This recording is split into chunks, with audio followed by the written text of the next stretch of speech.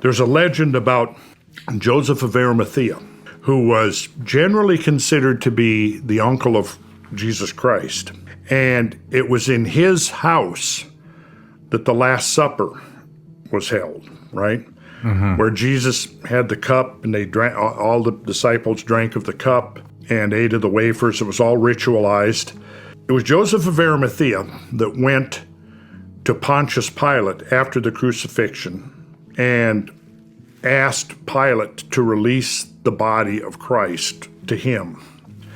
And Pilate didn't believe that Jesus was already dead because he'd only been on the cross 6 hours. And crucifixion was designed to be a long, slow, agonizing death.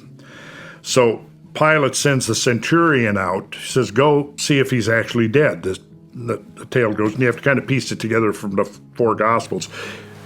Centurion goes out, pierces the side of Christ, describes blood and water issuing forth, but there was no response from the body hanging on the cross. He goes back and he says, yeah, he's dead. I stuck him with the lance and he didn't respond. He's dead. So Pilate says to Joseph of Arimathea, yeah, go ahead, take the body. So he goes up there and he takes the body down. And according to the legend, now this isn't in the Bible, but according to the legend and the stories, he had this cup that was used at the Last Supper, and he caught the blood and the water coming out of the side of Christ. He sealed it up, and after a whole series of adventures post-crucifixion, he eventually makes his way to England. And he presents himself to a tribal chieftain there named Arviragus. And he comes there with 12 disciples, and he tells Arviragus he's there to establish a new church. And Arviragus gives him 12 hides of land. A hide is an ancient British unit of land measurement that's equal to 120 acres. So 12 hides of land means 1,440 acres. Book of Revelations that describes the holy city descending from God out of heaven. And it's 12,000 furlongs in the King James. The length, the height, and the breadth of it are equal. The city lieth 4 square, and the length, the height, and the breadth of it are equal, 12,000 furlongs. Okay, well, turn 12,000 furlongs into feet, you get 7,920,000 feet. Lob the last 3 zeros off, and you've now got 7,920. Interesting. Now, Joseph of Arimathea gets this sacred precinct.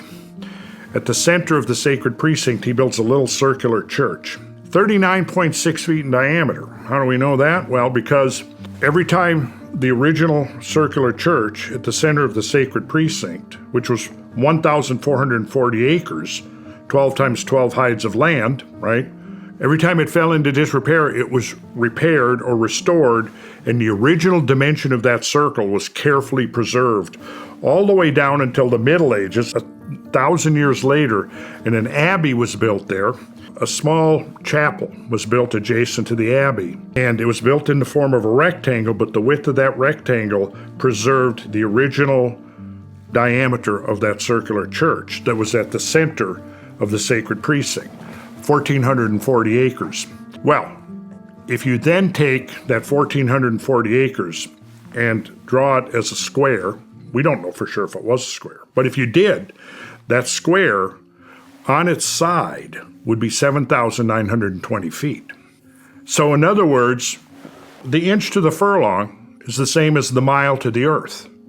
The foot to the side of the sacred precinct at Glastonbury, where this is happening in England, is the same. It's 1 foot to 7,920 feet. So the foot is to the side of the sacred precinct in the same ratio. I could keep going with examples like this, see?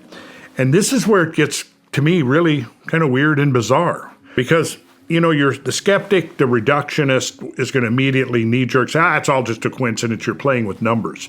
But it happens over and over and over again. And it's almost as if there is this proportional template that, well, the way it's been described is the ancient master builders were attempting to replicate the processes by which God built the universe. This is why Freemasons refer to God as the great architect. God geometrizes. Sometimes Freemasons refer to God as the grand geometrician, that all of creation has this geometry inherent in it. And when you start looking, it's there. Yeah. You can see it to the point where, no, you cannot dismiss this as coincidence anymore. Yeah. There's some kind of a pattern here. And I don't claim to ultimately know what it is, but I can show examples. And in my classes and lectures and stuff, I show example after example after example in how there's a certain set of numbers that recur over and over and over again, and they're found on sacred structures all over the world. Yeah.